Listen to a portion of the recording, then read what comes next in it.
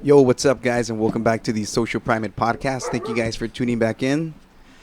Today, we're going to have a good one. We're already starting off on the good one. We have the one and only Mad Macks. Yeah. What's up, man? Thank you for coming out today. Hey, thank you for having me. Thank you for this fat-ass joint. Yep. It's got to do the first plug here. So thank you, Super Audio Network, for the joint of the podcast. Thank you very much. And for those of you just tuning in or just tuning into the video or audio, we have Mad Macks here today. He's a hip-hop artist from the majority of the part is what? Where are you? LA based? Yeah, mostly on the east side. All right, cool. Yeah, so I mean, I followed probably like the last couple of, I guess, I don't know if you call them singles or albums that you dropped, but I checked it out from through Soul Providers, then Zay, and then from there I just went basically on a rabbit hole down what is EOTR. Yeah, then that could happen, and it's just especially with YouTube, it's very easy to go down that rabbit hole, man, because you go from, like you said, Soul Providers, and they got a good amount of videos. Then it'll link you to like Zay, because she's featured on a song and a video. You start checking all the shit she has, and then it's like you see me or Mezcal, and it's like, oh, they're on this song. Let's see what they got. And it's just, it keeps going. It keeps going. It just keeps extending. And I mean, for those who don't know what EOTR is, can you give us a little bit of background? I had probably an episode a while back with that little explanation, but it doesn't hurt it. Oh, yeah, no, most definitely. So EOTR, basically, that is just an acronym for East of the River. It was first an idea formed by Viva Mezcal, who pretty much, he's the founder of it. It kind of started more as like a way to label our music and our sound, because it was around, I think, like 2013 when I first started working with Mezcal. And around that time is when it was actually a track with me and the other homie, Don't Sleep. We made a track together, us three, and that was the first official song he ever like put the stamp of East of the River on. So from that moment forward, EOTR just started evolving, started growing.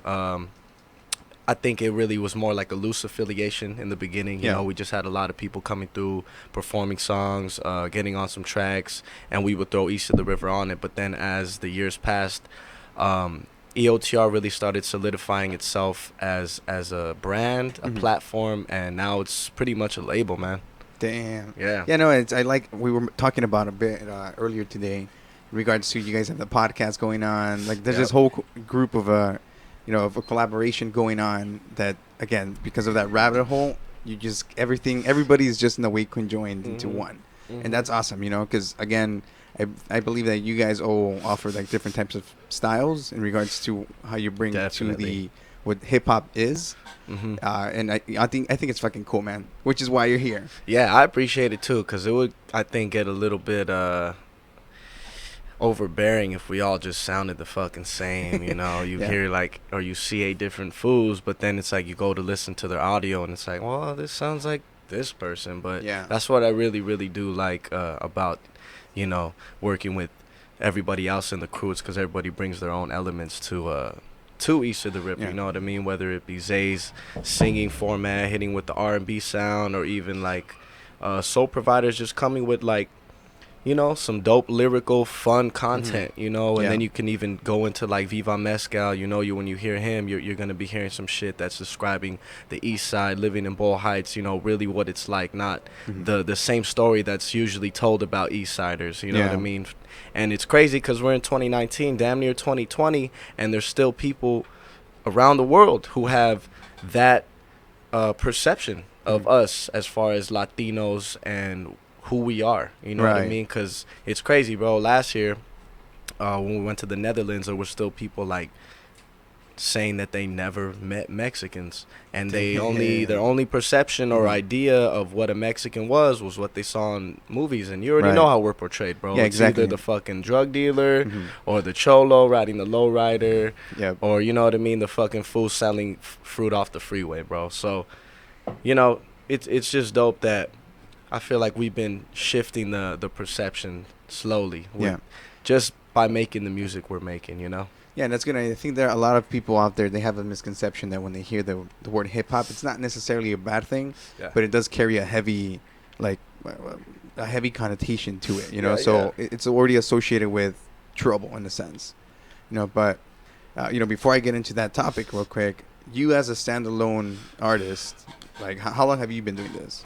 I would say seriously trying to make songs to put out for people to listen to. Yeah. It's been going on now about, I want to say almost 10 years, because I started like in high school. It was about like my junior year, so it was like 2008 going into 2009.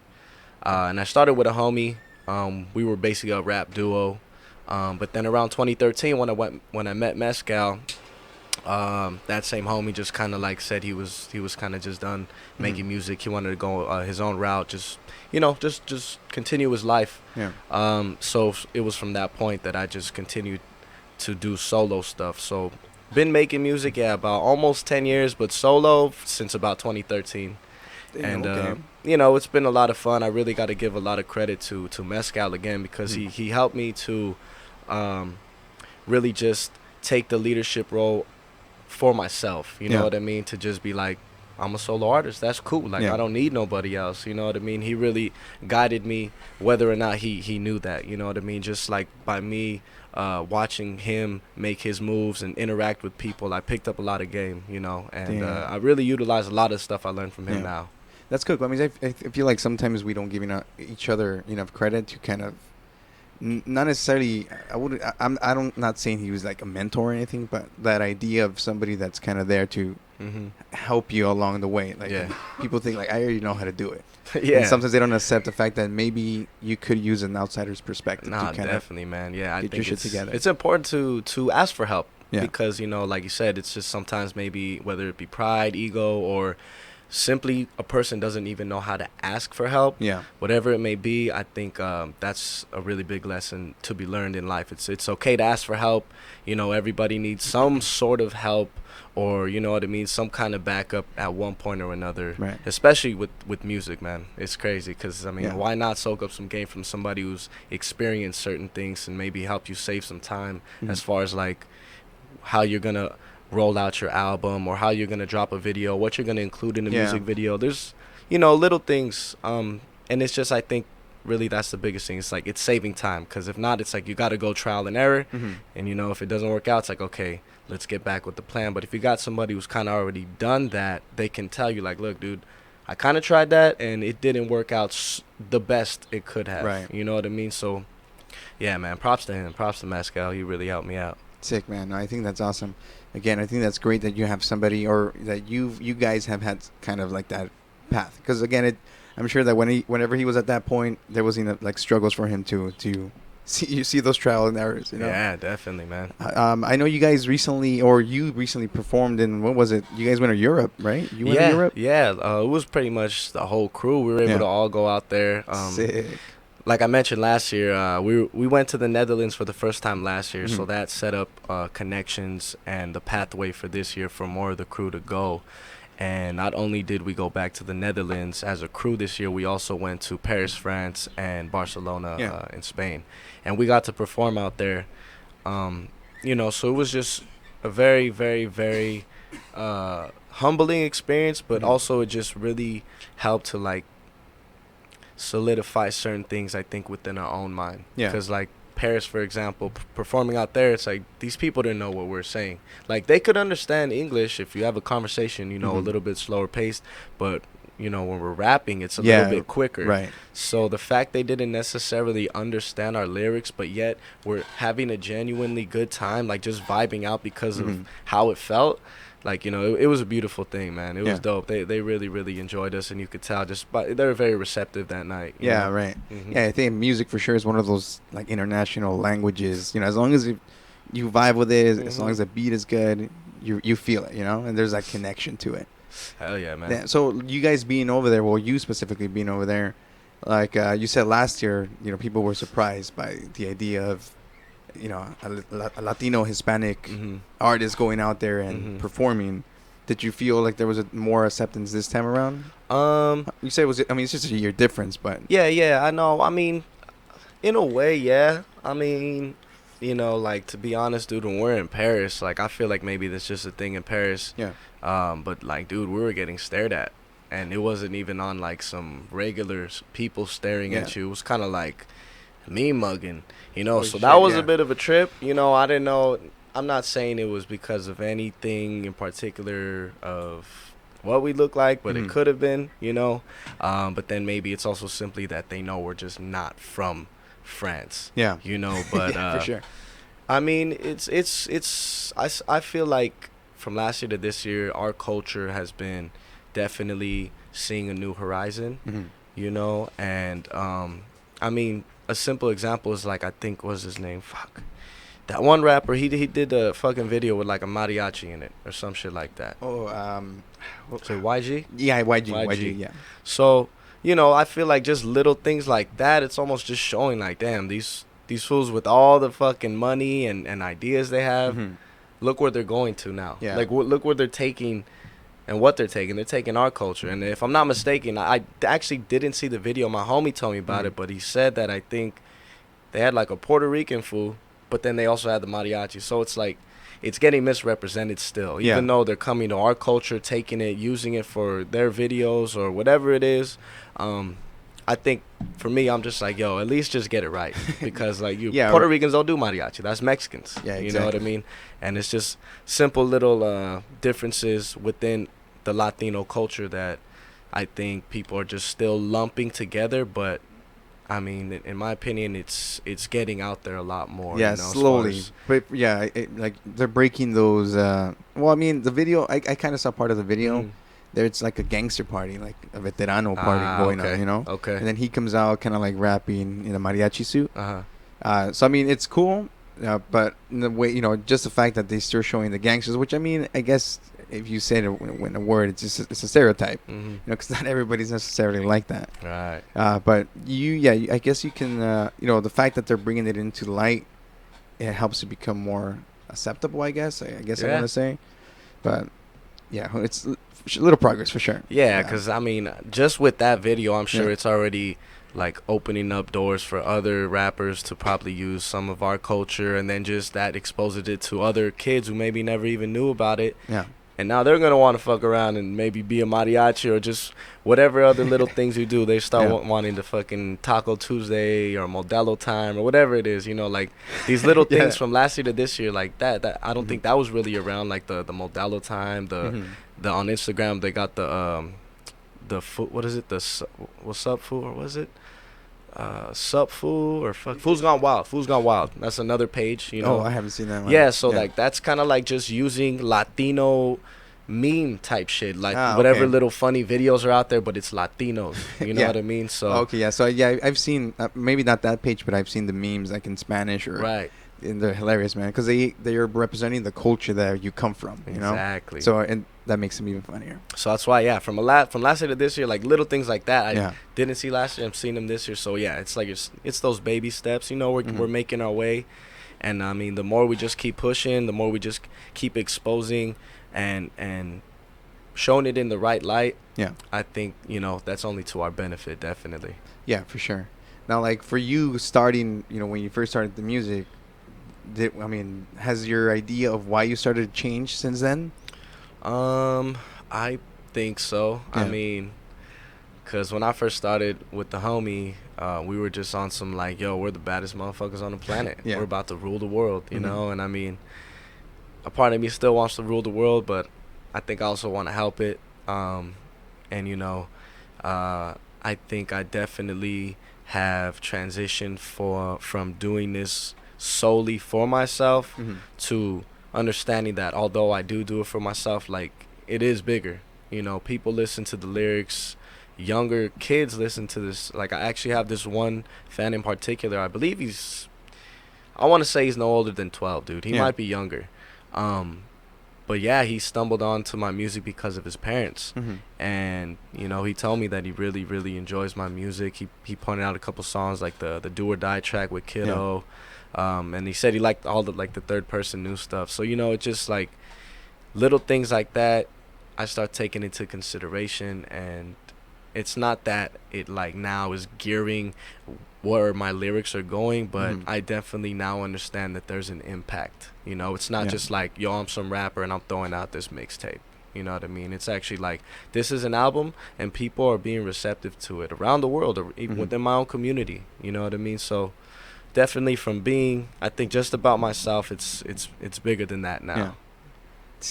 Yeah, dude, that's awesome. It sounds I felt like you were just humbling me right now. Well, I mean, dude, I don't know. It's you know, music. Yeah. It's a beautiful thing when you do it for yourself, and I think that should be the first thing, regardless. Yeah. But then seeing past that, and I guess finding a bigger purpose. You know, I think that there's a lot that you can be rewarded with in that. Yeah, I was looking through some articles earlier today, and one of them came up saying that, like, I mean, basically when hip hop initiated, you know, when it began, like in the, I think, late 70s, early 80s, around there, you know, it was because, you know, African Americans have always been disenfranchised from, you know, society in a sense, you know, and so all that, I guess, not resentment, but like internal, like, anger, you would say, at what their problems were at that moment. You know, things like, you know, gun violence, gangs, you know, being tracked down by cops because they were doing just fucking random shit. Right. And, like, basically everybody knows the history of what happened. So, you know, the hip hop was, like, basically an expression, like a music expression to those socioeconomic problems. Right. To talk about them and to kind of, you know, let other people hear it and then realize that there's a story behind what's going on. So, like, with that being said, do you feel like hip hop nowadays still represents that? I mean, at least what's mainstream? Shit, dude. I mean, in a sense, I feel like there's always, like, with hip hop, because for me, like, I see hip hop and rap as two different things. Although they're within the same bubble, I feel like they're just two different things. But, like, hip hop itself, damn,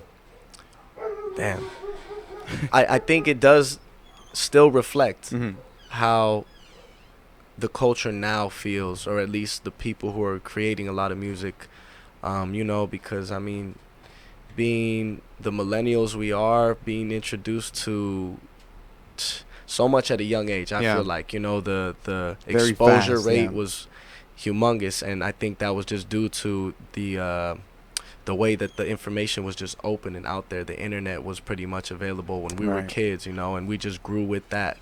So it's kind of like the crazy things psychologically we may be going through, even if they're subconscious or whatever it is, I feel like that's still expressed in hip-hop music, you know what I mean? Although, you know, you can still probably find a lot of, like, turn up, let's have fun music.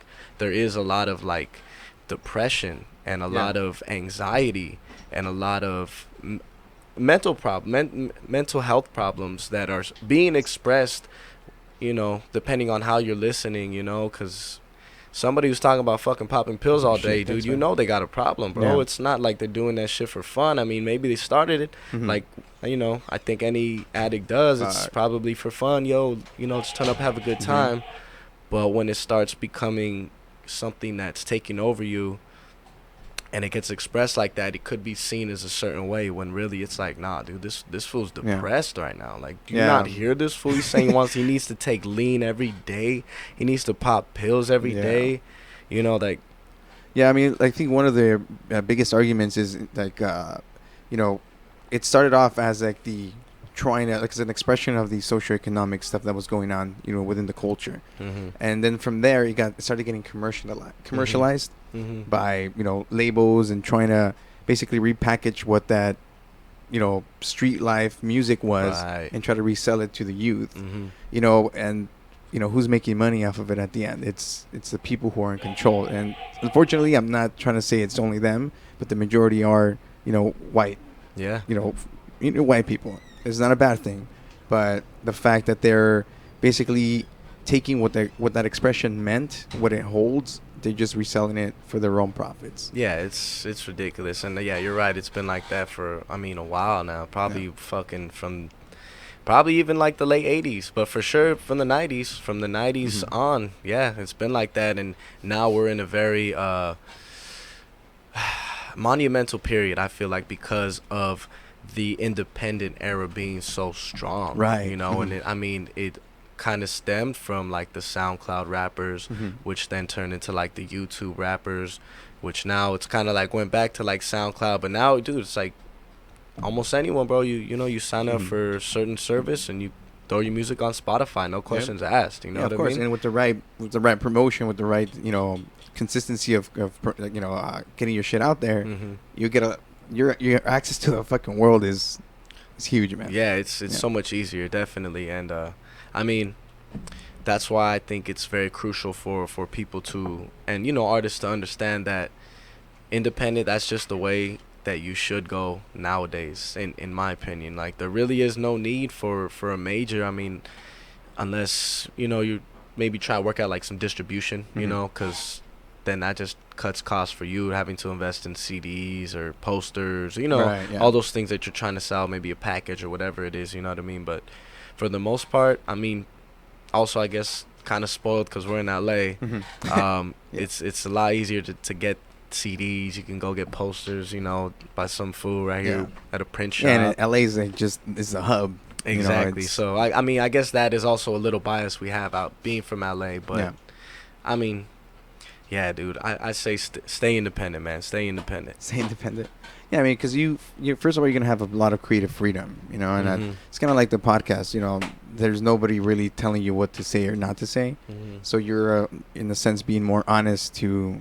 You're just having a more honest conversation rather than being like limited to, whatever the fucking policies are. Right. So it's the same thing with music. I'm assuming for sure, right? Like you have to make certain tracks. But I mean, again, like I think especially like popular, like pop music, maybe country music. Not saying that it's not good, but again, I don't think they really carry the weight that hip hop does in the sense of where it comes from and how much history it holds. Right. Right. Because at the end of the day, I think hip hop, has just like you said, just from how it started, why it was even being spoken on, or how it even got created, was just out of a lot of like, yo, dude, we can't even. There's no other way to hold this in. Yeah. And then, I mean, motherfuckers had rhymes and rhythms, so it's like shit was undeniable, dude. That's why now it's global. Yeah, no, hip-hop for sure. Is everywhere, man. Yeah, I think at this point it's like the number one genre. I believe for so sure, too. For sure it is. I think I heard it like a few weeks ago too. Talking about a few weeks ago, I had this customer come in at my job probably 2 months ago, and I was playing some like 90s, not I wouldn't say underground, but for sure like lesser known independent artists, right? So I was just listening to it at work. And she comes in, and she's some German lady, right? She's some really old German lady. And she comes in, she goes, "Oh, God, like, why don't you put some intelligent music on?" And I was like, I used to, obviously I'm not going to tell her, like, "Hey, fuck you." She goes, "Play some classical music." And I was like, "All right, yeah, maybe next time." And she went along, and she did her day. But they kind of, like, just stuck, in my head the rest of the day. Mostly just because of the ignorance carried, it was like just really ignorant, because there's a lot of music, I can't call myself a hip hop head. I'm a fan of the genre and specific artists, but it's still really ignorant at the fact that, she lumps it, or she has the idea that that type of music is not meant for people of, higher thought or shit. And it's like, what the fuck? When it's like, I mean, people are still composing. Yeah. You have to understand the format of bars, even if it's like you just pick that up musically or whatever it is, somebody you knew fucking listened to a lot of music. Like, your brain still has to understand that this has to fit here for it to sound good. It's not like, I mean, obviously you have plenty of rappers who fucking don't understand that, and you can hear it, but yeah, that I feel like that wasn't a very intelligent statement. Yeah, no, for sure. I she was a nice lady. I respect her, but I did kind of lose some respect. I was like, what the fuck? Get out of here. Right, when it's like, it's always funny when people have to shade shit like that, when they could just say it a completely different way, like, "Oh, hey, would you mind, like, change it?" Or like, she could have said it so many other ways, like, "Oh, do you also listen to like, could have asked about classic music instead of being like, how you said, why don't you listen to something intelligent?" Like, come on, man. Yeah. Why are you trying to bash that just shows me, too, like, it's not, I don't necessarily blame her for that thought, but it's, because probably she hasn't really listened to or read the lyrics that go along with the music, right. Because sometimes it's, you're just into the beat and you're just kind of really can't hear what they're saying, and it's like, okay, I don't really know the concept or the context of what this is being said as.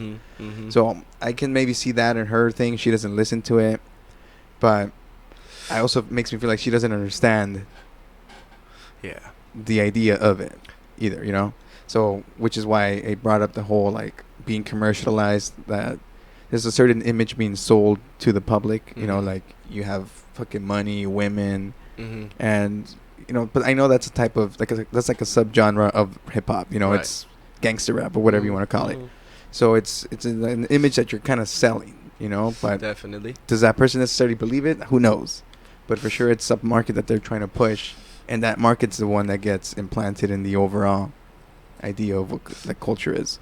Yeah, because like, you know, going back to how you just said of how it got packaged, I think there was just that early 2000s movement for sure that like really cemented that kind of idea of being a rapper into people's minds. Like, oh, that mean, you know, if you're a rapper, then you're doing this crazy music video with all these models, and you have a sick ass car, you probably got this big old pad, but you know, it's perception, it's a front. Most of the time it was just a front, you know. They just get things for a video, make things look crazy, and based off that, people buy into the image, you know. In your case, like, do you find like what am I trying to say here? Like, you're trying to dude, I had a good question. This always happens in every episode. There's one thought that comes in that I know it's gonna be so good, and I forget. It's all good. It'll come back. It was in regards to the music in itself. The fact that, you know, it's been sold at a specific package. I got it. So you creating your music, do you feel like you have like not a social, like, you know, air quotes, social responsibility to kind of break through those stereotypes that hip hop holds? I mean, if I have, I already have, and if I'm abiding, then I'm abiding at this point, you know. I can't say if I have, because I kind of don't even know, because I've always just seen it like I was an underground rapper, and now at this time in my life, in my career, I'm feeling like I'm transitioning to creating a sound that is a little bit more publicly attractive. You know what I mean? Because obviously when you're creating what you know is like underground hip hop, you know who you're trying to get. Your demographic is going to be, most of the time, a lot of males, you know, and fools with just like sick ass rhymes, you know what I mean? Grimy, but then, so yeah, I don't know, like, I could say yes, but then I don't know, I could also say no. It's crazy, man. I just feel like I try to package with the most, just be as genuine as I can with everything that I package into the music, you know. And when I stem ideas for however I want it to be perceived, like at least with this new stuff like third person, you know, we agreed, and it's three members, and we all agreed like with this product we want to push it to, it seems exclusive, you know, like you're either in or it's you're a not. Pretty badass shirt, dude. Thank you, bro. Yeah, I thought it was a baseball jersey until you pointed the logo out. I was like, oh shit. Yo, it is a jersey. I just got it. Shouts out Ill Kids. They came through with the stitching. Sick. This is I got one, and Rockham has one, and Don't Sleep has one, and that's it. Yeah. We only made it for us. I've noticed, you know, quick diversion here. I noticed that, like, at least from what I've seen in the EOTR YouTube channel, like the production for the stuff that you guys create, it's like, if it meets expectations, or like what's the word I'm using for it? Exceeds expectations, like in regards to how you produce it, you know. And I think I always value that production. Like you take that extra step to make your shit look fucking cool. Yeah, well, thank you. First of all, man, and I just want to shout out Muds if you're talking about how it looks, and then shout out Mezcal if you're talking about how it sounds, you know. Because other than writing songs, they're the ones who hold me down, really bringing it to life. You know what I mean? Muds is just, he's a madman with the camera, dude. And he, you know, ever since I met him, he's only gotten better. He's only gotten better equipment. Mezcal, same thing. You know, when I met him, he was super dope. And I mean, now he's at the top of his game. It's dope, man. Like, to give him a product, and then either of them, you know, give them product and then it's like they double it and give it back to you. You know what I mean? So I mean, those two I think definitely are like the core for the look and the sound. And you know, everything else is just, we're just trying to feed into it. Every artist is trying to supply what they can, you know, make better with the visual and the way it sounds sonically, you know. So what is the third person? Is it that you said that was like a group, right? Is it so you guys are performing together? Right. So third person consists of myself, fellow MC Don't Sleep, who's also in EOTR, and Rockham, who's a super producer, man. This fool's crazy. He's been producing for I think probably like 10 plus years for sure. I know 10, but for sure more than that, I think, as well. So yeah, we formed a group under East of the River, and I mean, we decided to make an album. It just kind of started really like with one session, and it was funny because it was at, I think, one of the homies like release shows, and Rockham so happened to be there, and I saw him go over and talk to Don't Sleep, and like I was close enough that I could hear what he was asking him, and I already knew he was probably like hitting him up for a session. And like I low-key just kind of made my way in that conversation and became a part of that session. And then from the very first session, we made a song, and then we just stayed consistent. Like we started meeting every week, and we would if not make a song, we would get started, and then by the next session it's like, yo, I got this shit written, what's up? Okay. You know, so we were just so fucking consistent that it became to something that I pretty much suggested, like, yo, I think we should do something more than like just call these a couple tracks and you know, it's saying Mad Macks, Rock'em, Don't Sleep. I was like, I think we should just form a group and make it super official. You know, rebrand, or not necessarily rebrand, but you know, just add on to the branding. I mean, East of the River is already one thing. It's like, why not start these subgroups? You know what I mean? Yeah, exactly. Have it as under an umbrella per se. Exactly, man. So you know, they were all for it, and that's when we pretty much formed Third Person. This was like almost 2 years ago, because I believe one of the first sessions we had was like in September of 2017. And by the time the end of that year, we were already like in talks about we should fucking make a group. You know what I mean? Sick. So yeah, dude, it's been a dope beginning. Like we're barely in phase 1 right now, man. We just dropped our album last month, Rare Stones Volume 1. Again, all produced by Rockham. One of my favorite joints to date, man. It was one of those super easy things to happen. Like I said, every session was just so simple to just write. We just vibed out. Like there was never any point of forcing anything. And yeah, man, it's just something really dope. Y'all should check out Third Person. It's everywhere, YouTube, Spotify. You know what I mean? We got two? I think we have 2 videos out right now. We got one more about to drop, and then we're gonna work on a couple more. Damn, so you guys are ready. Like you said about consistency, you guys are just working at it. Yeah, man, cause you know, at least like for me especially, it's something that I think this is one of the first times that I've been able to like form a group like this and really see the vision like all the way through. You know what I mean? And now that I feel like we've gained some pretty good momentum, I don't want to stop, man. It's been dope. Like I was telling them when we finally got our physicals, this was barely like I think a week ago. We finally got the physicals after having the audio for almost a whole year. Like we had the audio for the album done for almost a whole year, and it was everything else we're getting ready before the album, the videos, the fucking CD covers, posters, pins, all the little merchandise. So like to be able to hold that album last week was really like the physical CD, everything, right? Yeah, dude. So it was momentous. It was momentous for me, and it's just a really, really good feeling when you create something in your mind and then you're holding it in your hand. You know, it's beautiful, man. So like I said, y'all need to peep Third Person. We're gonna be actually out in San Francisco at the end of the month at the Boom Boom Room. Believe there's a lot of history. Been cracking for a while, so we're excited for that, man. Dude, that's sick. I like hearing when people stay consistent with their work, you know? Like it's just because it can be really hard to be consistent. You know, you get to have like these, doubts, while you're producing something or you're trying to create something, and those doubts can, they're either gonna kill your dream, or at least kill that whatever the fuck you're working on, right?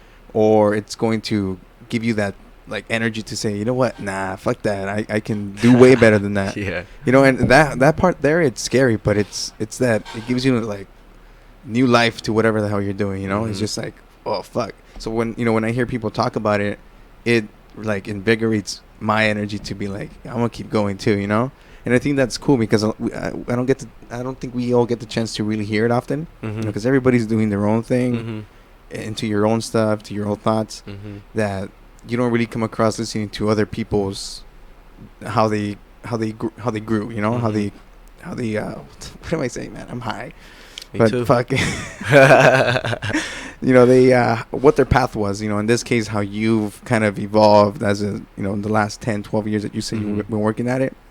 So I think it's really cool hearing those stories. Yeah, I mean, one thing I definitely just want to end what you're saying with is being proud of your gains, dude, because it's so important to just recognize, regardless of how fucking small or minor or extraordinary it is, just to be grateful. You know what I mean? Like, yo, I was a step lower yesterday, but I took another step up. Yeah. You know what I mean? Because, I mean, just like anything, bro, you think of like a little caterpillar. It gets in its cocoon. It's like it doesn't become a butterfly in one fucking night, one day. It's a process. You know what I mean? But by the time that process finally happens, it's a butterfly. It's out into the fucking world, forgetting it was even, somebody just crawling on the floor. So just be proud of your little gains, because they add up to big gains. At the end of the day, the more you just keep taking them, chipping away at it. Yeah, I think especially because since we're in a culture now of like instant gratification, you kind of want everything to, you want to be where you want to be right now. Like, and people get so shook when things don't go their way. Oh my God, like that's one thing I think I definitely had to maneuver around. Of course, learn, but it's just life. Like, things don't always go our fucking way, dude. Yeah. Things don't always go our way, and that's okay. Just learn how to adjust, adapt, and keep moving forward, man. Dude, for sure. Yeah, no, it's really unfortunate because I know it's hard. It could be really hard, I'm not perfect, and it happens to me too, like there's moments where I just have, like, you just want to quit, dude, and then what? You start all over from phase 1 and whatever else you're going to start doing, which is always cool to start if you need to, but it's like, come on, man, like, you're already putting a lot of work into one thing, you just keep at it. But, yeah, it's that instant gratification, man. Like it's a whole new culture at this point. Yeah. So I mean, but it's in a way cool when you have information being at your disposal whenever you want, like music, videos, information. But that's not gonna bring that self growth that you need. You know? I mean, because you could look up all the little facts, but if you ain't actually learning things or taking it that little step further, then there's really no point. And I think that's just what happened with instant gratification. It's just so easy to be like, oh, I can look up these facts. So easy. But then it's like, where do they go? Exactly. Damn, dude. Well, I think, how much time do we have here left, Dre? Just you still have 20 minutes. Oh, sweet. Okay. I wanted to go over some of your tracks here on YouTube. For sure. For those people who are watching right now. Yeah, it was crazy. I saw that the article you had it on. Yeah. Oh, this one here? So it says, keep in mind when brothers start flexing the verbal skills, it always reflects what's going on politically, socially, and economically. Yep. And those are some strong words from a man by the name of Davey D, who on some fucking just crazy, I don't even know how to explain other than that. We 2 years ago went on a tour. We met a homie who was going to SFSU at the time, taking a class called Intro to Hip Hop, I believe, or Hip Hop Philosophy. And the dude who was teaching the class was this guy right here, Davey D. Shit, for reals? Yes. Oh, fuck. So when I saw that quote and who was by, I'm just like, yo, that's amazing. You know what I mean? Yeah, man, I mean, it's those little things. I think it just, you need to be able to break down where things come from, It's the same thing with hip hop. Like, again, like we were saying, how it just carries that bad energy, people just have like this conception of it that's just related to fucking other stuff that's not relatable to. Right. And, at some point, maybe 10 years ago, I was the same, I felt the same way, but it wasn't until you actually start hearing what's going on, like he's saying, in the verbal skills, in the wordplay, that you start realizing that, wait a second, there's a message to what's being said, and there's double meanings, there's metaphors, and there's hidden truths in there if you're really trying, to pay attention. Yeah, had the opportunity to meet him, dude. It was really cool. Yeah, sick. So we actually got to meet. We sitting on a class, and when he finished up his lesson, it was me, Mescal, Don't Sleep, and then another dude by the name Willie Hayes. We all pretty much like just spit some acapellas, man. Oh shit! It was dope. We just got to like. It was like a one-day thing, or plant a seed in the mind of those kids. But yeah, it was just like a one-day thing because we were out there for tour to perform. Yeah. And like I said, the homie we had just met him like that fucking time we were up there for the show, and he was like, "Oh, I'm taking this class. You guys should just come check it out. I'm pretty sure it'd be cool if you did." So we went in, sat down. It was cool. He was giving a little history lesson on hip hop, and then he told us. Do something for the class. Yeah. So shouts out Davey D, man. I was able to give him my album. Hopefully he still got that. Oh shit, dude, that's already fucking cool as fuck. Yeah. So it's just small world, very small world. It's just crazy of all like articles you could have pulled up. Like it was right, and it comes out with Davey D on it. You know what I mean? Damn. No, that's cool. There's always that those little hints, like, hey, keep going. Dude, I watch baseball, so if you watch baseball or like you listen on the radio. Throughout the games, the commentators are just dropping all these little random facts, dude. So I love little random facts, you know what I mean? That's why, I don't know. Like in between the plays and all that stuff? Yeah, man. I don't know. Something about it is fascinating to me, just knowing stuff about people. Yeah. Because, I mean, how else are people going to find out these things, And those little things make us all unique, And it adds to the story of, like, yeah, no, this fool went through some shit at one point of his life. But look, now he's here now. Like, yeah, exactly. That's kind of like people are in there and they're like, oh, there's somebody else in this with me, Right. So exactly. Yeah. So I mean, I at the end, like, kind of like full circle. It's like the whole idea of just trying to share the experiences, and then just get like realize that you're not alone and that you could ask for help. Yeah, definitely. But here you go, David D. People can check that out later on today. Or just rewind to listen to it. Yeah. Let's showcase some of your music, man. Let's see. Would it be easier to search under? Just videos. Videos just here. Click videos. So you could play the latest one. We got that Brimlow right there. This one here. Yeah. All right. Cool. We've been smoking, so this is a vibe. We're faded. If you're listening, tuned in. Pull out them blunts, pull out them joints, pack a bowl, take a dab, and turn this shit up real quick. Let's give you a small preview here. Third person, Brimlow. Oh shit, I didn't even press play. Oh fuck. Shouts out Muds, behind the lens.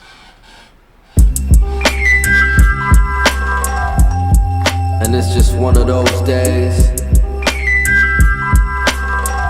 Yeah, and it's just one of those days where I wanna get away from everything. Yeah. Cut. For right now, yeah. Whoa, you mean like, what do you mean? Oh, yeah. I got my hat brim low. All I see is the ground and water falling from the clouds. I just play the music louder so this voice inside my head could turn down for a while I power walk on the other side of town, and I'd rather not disclose location, cause whack hatred is really on the rise lately. I go wherever my car take me. Take a hit, let me dilate you as I drift with my mind racing. Lady, I don't chase the vibe, I let the vibe chase me. Mad Macks up in the spot cooking. Couple blocks from that old Brooklyn. Dropping heat while we blow cushion. Will I ever get my soul taken? Probably, but I won't feel pain by then, cause pain is in the body. It's dangerous around me. Get into the crib, I start to question my surroundings and wonder what's next. Turn my phone off, don't wanna be bothered by a text. Really, I just wanna hit eject and leave the West. Find a place where my seeds could rest. In a country where the weed's the best. As I smoke my loud, please don't let them know my town. Backyard full of trees that I grow by pound. As a boy he would hoe around, but this boy's now a man here to hold you down. As I throw my crown, cause it really doesn't matter to me who's king now.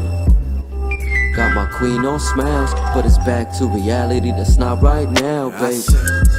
I just wanna get away, but that don't mean that I'm trying to escape. Rather roam another place that ain't surrounded by the hateful. Misplaced emotions, got a feeling ungrateful. Still my face is extra cheesy, cause I'm doing what I said it will. None of them believe me, none of this for TV. Just underground heads who play this and unknowingly provide the energy that feeds me. What though? To keep it going in this madness. Remember I'm Mad Macks, so how does that make?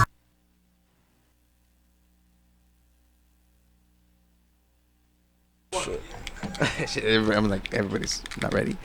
Dude, that was pretty cool. Dude, I like the shot. I like the cuts. Like, yeah, Muds, I'm telling you, this was crazy, man. He's crazy.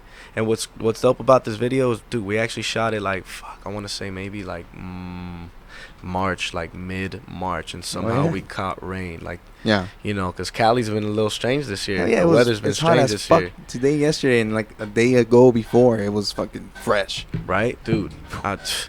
I was low-key dying today, man. Fuck, hit the 90s, I think, today. Yeah. Yep.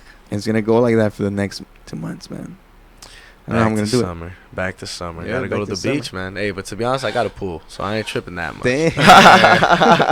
Just spend the day there. Yeah, man. I didn't work yesterday, and I was actually in the pool, lounging. So yesterday was a perfect day. Although I would have switched it for today because today was a lot hotter. I think I was fucking dying, to be honest, man. Yeah, even the AC was on at my job, and it's still, it just feels humid at that point. It's like, oh fuck. But with that being said, man, we're gonna go ahead and start wrapping it up. I have some other guys coming in a little bit. Cool. With that being said, again, where can we find you on Instagram, man? Oh, easy, man. Mad Macks. Make sure you spell it MADMACKS. Follow Who Is Third Person. Follow EOTR Network. Just keep up with the story, man. We're so far from done, man. Yeah. Third Person, we're barely in phase 1. You know, we're about to hit you with some more fresh shit. Stay tuned for more videos that about to drop. We got a new single dropping in July. Lot of good stuff, man. I'm really excited, man. So sick, man. And people can find your music videos under the EOTR Network. Yeah, so just youtube.com/C/EOTR Network. That's usually the easy one for me. EOTR Network channel. All right, cool. Just slide under videos and you'll catch it all, man.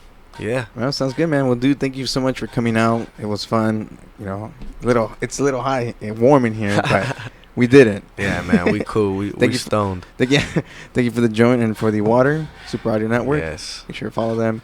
And then you can find the podcast on Spotify, YouTube, iTunes, SoundCloud, all those good spots. And thank you again, Mad Macks, for coming out. It was a pleasure. Thank you, bro. Thanks, man. Everybody, check out the next episode. Peace.